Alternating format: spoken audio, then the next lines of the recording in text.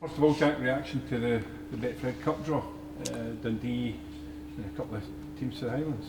Yeah, well, Aberdeen and Brora anyway. Yeah, I know that obviously they regionalised the draw. There's still a bit of travelling obviously involved for us, and by the time those games come around for us, it'll be we'll have had a number of fixtures prior to that, and we'll obviously have to make full use of our squad. I think when those games come around, depending on if you have any players away, depending on the national fixtures as well. So look forward to them coming around, but as you can imagine, we've got a lot of distractions between now and then. Yeah, just a couple of, and Brora and Cove in particular, teams that you don't normally, you wouldn't expect to meet. But Cove really had an impact in their short time in the SPFL. Yeah, I think that without opening up that can of worms again, I think obviously the progression that's been made by Lowland League clubs, Highland League clubs, and the opening up of the pyramid system has been a huge plus for our game. And I know it's obviously there's been a bit of a block on it the season that just ended, but I think a lot of these clubs are hugely ambitious. There's obviously been changes to the setup and football below the professional level, if you like, that allows more of them to make that progression, and I'm glad we did it. I think it was something, a positive change that we've made in recent years, and you've seen that, the progression of some of the clubs, and Cove are one of those, and Brora have the ambition to be one of those that follow them. So yeah, looking forward to it. That's the thing about the draw, it's probably nice for us, is that change of scenery and change of opponent than what we're used to. Let's talk positive then about Hibs. Could it be any better, could it, the last 2 games? It's been good, it's been really pleasing for us. The manner of our performances, we've had to show different sides of our game, and we've done so in both matches, and 2 tough games. I think Kilmarnock showed how good a side they are yesterday, so the fact that we were able to win that game at home, and then people point to obviously Livingston's home record, and rightly so, and it's not an easy place to go and win games, never mind with that type of win. So we're in a good place, but football has that knack of bringing you down to earth very quickly, so we have to I think we go into tomorrow with confidence, but also remembering very clearly as to why we've won these 2 games, and making sure we do that again tomorrow. What's the difference at Livingston on Saturday in comparison with last year? I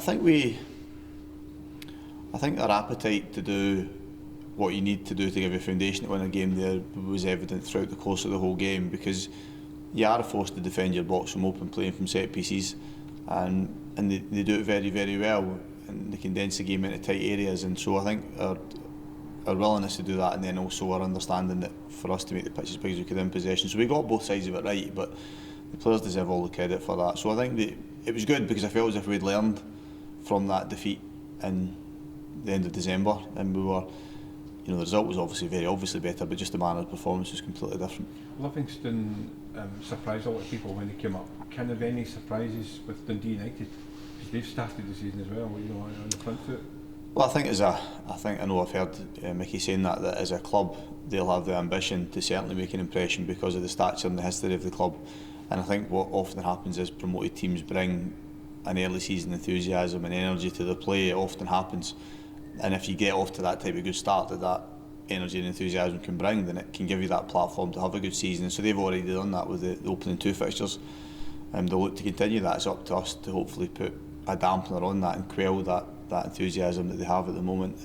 But I would expect them as a club to be a club that will hope that they use the season as a platform to bring themselves back into the position I think they believe they should be in terms of Scottish football. How do you calm down the euphoria? There's 2 wins out of 2. Everybody said this is going to be a terrific season for us. How do you tell everybody it is only 2 games?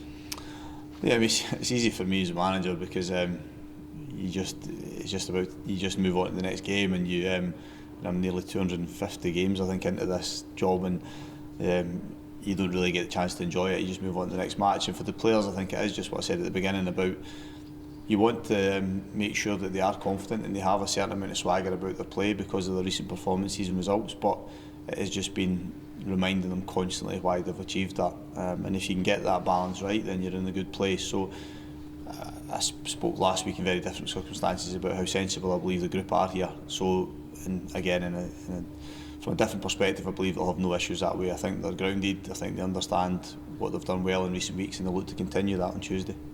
For how long can you enjoy a victory? As a manager? For about 10 minutes probably.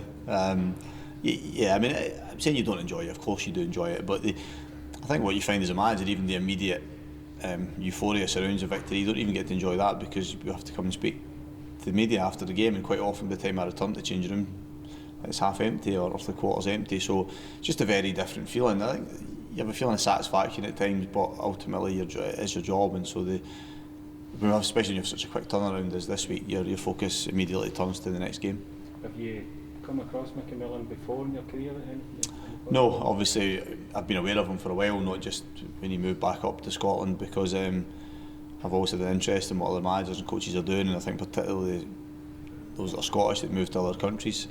And he has an impressive track record in English football, and unfortunately I think I lost my job just prior to his Tranmere team, I think, coming to Stadium of Light to play, maybe just a couple of weeks before that, so I've never come up against him directly.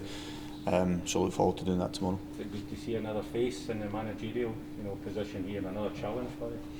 Yeah, I think that there's a familiarity about most of the teams we play in the Scottish Premiership, and even with Dundee United, because we played them twice in the Cup last year, and there's a significant amount of that personnel still there, but it's a different manager, a different head coach, and one that we haven't come up against. So as much as you do your homework, I'm sure there'll be some things within the game that you've not seen before, so that as always brings a freshness to it as well. Does success get tougher the longer the stands are without fans cheering?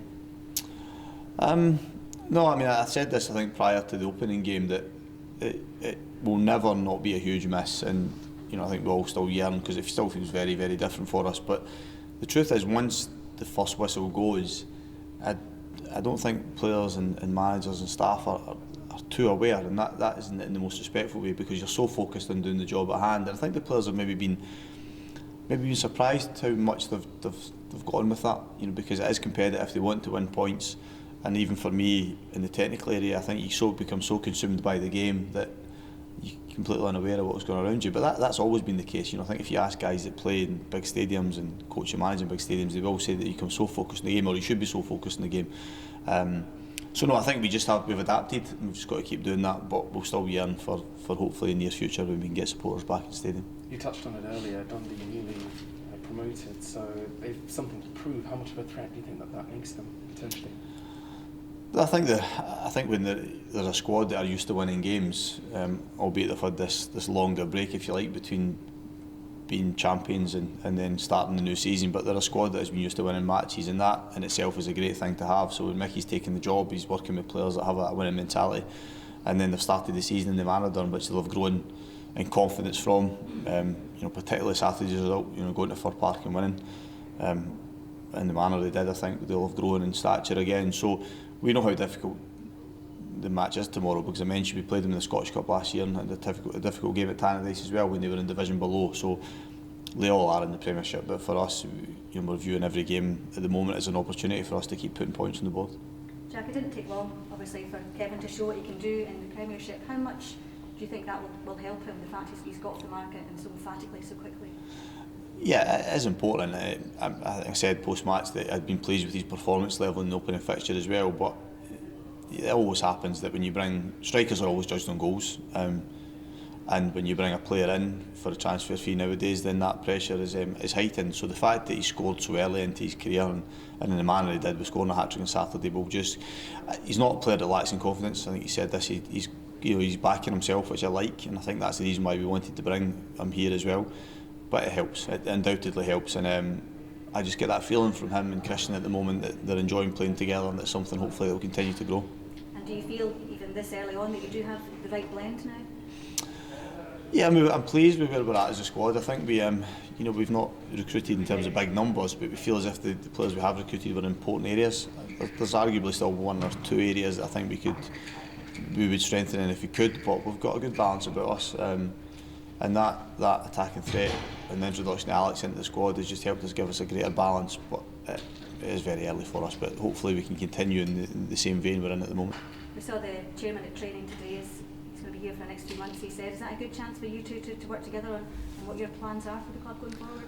Well, I'm playing golf for him tonight, so if I let him win, then hopefully that helps as well. So yeah, no, it'd be nice to see him. I know he's obviously been quarantining since he arrived in the country, so I've only spoken to him via Zoom calls and emails, so look forward to seeing him. I've enjoyed the relationship I've had with him today, and I think he'll enjoy this time he's going to spend in Scotland, and arguably the longest he's been in and around the club, and hopefully that will help us grow as a club at the moment as well. You on the Zoom call tonight with Jason Leach? I am, yes. Yeah. What are you expecting from that? I don't know, Brian, to be honest. I would imagine it will just imagine there'll be a reminder of our responsibilities. I think we've all spoken at the weekend that we know that, but that will come obviously externally from the Scottish Government, so which I have no issue with. So you know, the fact that all managers and captains will participate in it, I don't expect it to cover anything else. But you know, we'll listen respectfully, and hopefully that message will be clear. I think it has been, as I mentioned, to the majority of people, and it will continue to be the case. Any of the guys who are out at the weekend back? I actually thought you meant on a night out there when you asked that question. I thought, where are you going with this? Did your heart sink? No, Stevie's still unavailable, Jay Wright's still unavailable, Adam Jackson's still unavailable, yeah, so just as we were from the weekend. Thank goodness. Cheers guys, thank you.